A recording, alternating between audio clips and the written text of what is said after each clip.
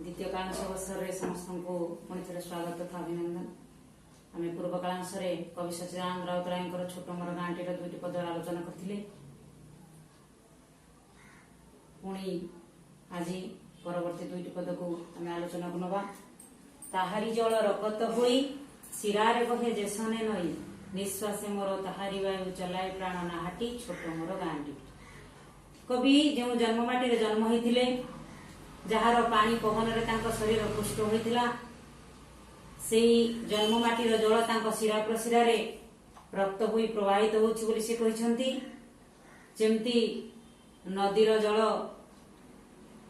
प्रवाहित होता है ठीक से ही जन्ममाटीर वायु श्वासक्रिया निश्वास प्रश्वास प्रवाहित जे कि प्राण रूपक ना को आगको आगको चले नहीं थाए सेमती ताहारी फूल सागुआलता कंठे मोर देला जे कथा आखिरे देला चाहाणी नुआ फगुण उषा पांती पुणी से जन्ममाटीर सबुज कियारीर सागुआलता ता देहर फूल कवि कंठरे सते जेमिति कथा भरी देछि एवं कविंकर से आखि दुईटी रे नुआ एक चाहाणी भरी देछि। फगुण मासर सकाळ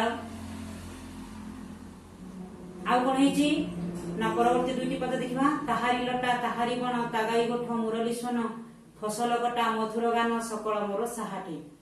से जन्मभूमिर लता बण तार गाई गोठरे गाईआल पिलार मुरलीर शब्द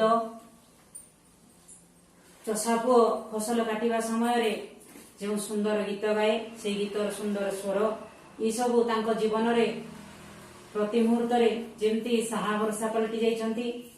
आउ एक गुरुत्वपूर्ण कथा होची जे जन्मभूमिर आलुओ को कवि सबुठारु मनोहर बोली कहिसंती एवं आलुओ ठारु अंधकार भी आहुरी भल बोली कवि एठारे प्रकाश करछंती।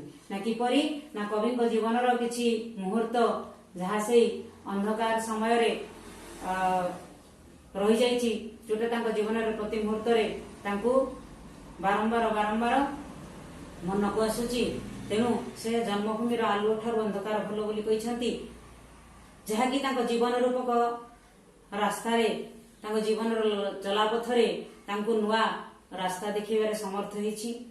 ई सब कथा कवि जेतेबेले प्रवास अर्थात विदेश रे थाई मने पकईछंती जन्मभूमिर यही सब कथा गुड़िक सते जमती चित्र परिया आखिरे चित्रित हो जाइछि एवं तांकर शेष इच्छा होउछि से पुणी थे जन्मभूमि को फेरी आसंते एवं फेरी आसी तांकर मथा को ए जन्मभूमि पाखरे नत करी पुणी जन्मभूमि को मुंड नुआई प्रणाम करते।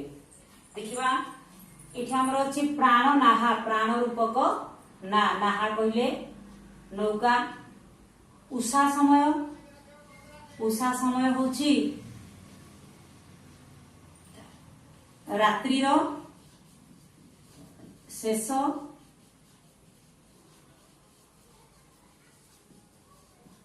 दिवसर आरंभ समय को उषा समय आमे कहबा।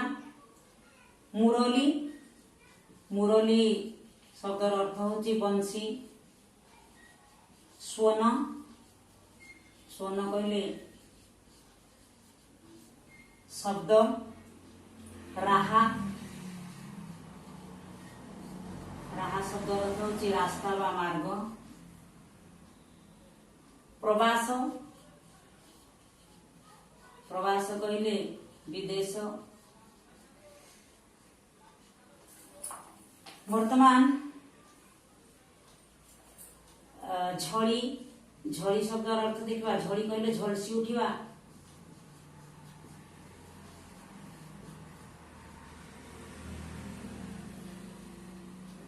यही सबू कथा कवि मनरे किपरि गाँव कथा प्रतिभात होती से सब कथा वर्णना करछंती।